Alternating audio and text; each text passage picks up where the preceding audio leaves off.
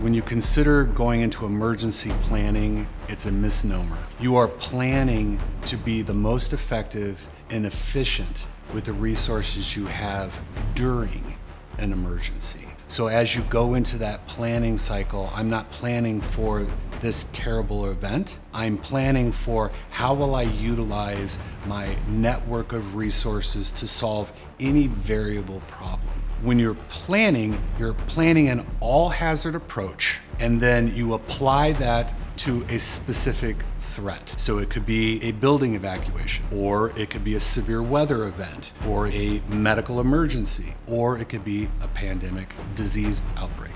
You're changing the last pieces of the puzzle, but the dominant part of the plan remains the same. So when I look at planning, I do the base level discovery, what's organic, what is a resource that I could potentially need, and then I start doing ripple impact or ripple assessments. If this occurs, then I can have a high level of suspicion that these other things are going to happen.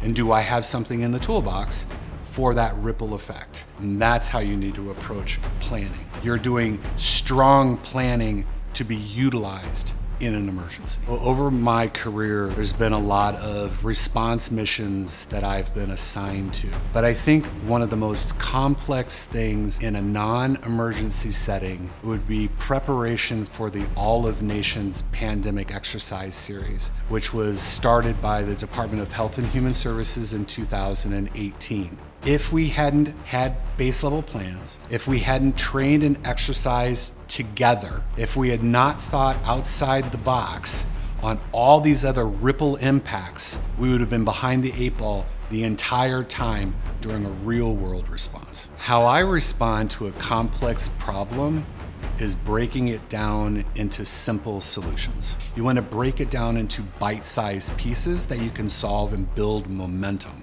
The other piece is ensuring that you've layered in, it's not just your problem. It's other people's problems too. So who are my partners that can be involved in brainstorming, can be involved in, if this happens, what would you do? If this happens, what would I do? And battle it through, role play it out to go, okay, now we've got to common ground. And within common ground, we can start building a plan, and then from there we need to break it down into obviously training and exercise, and you are training and exercising against the legislative side or the policy, what's bound in law, and the procedural side is, can anyone do this? And I've always built my procedures so that anyone should be able to pick up my document, and even if they've never done it before, follow the steps and get to the same result. Well, you coordinate person to person, agency to agency, because you need to achieve a tactical objective. You collaborate person to person, agency to agency, because you want to collaborate. You want to understand how you're going to approach a situation, how my team is going to approach a situation. And I think that's the most important piece.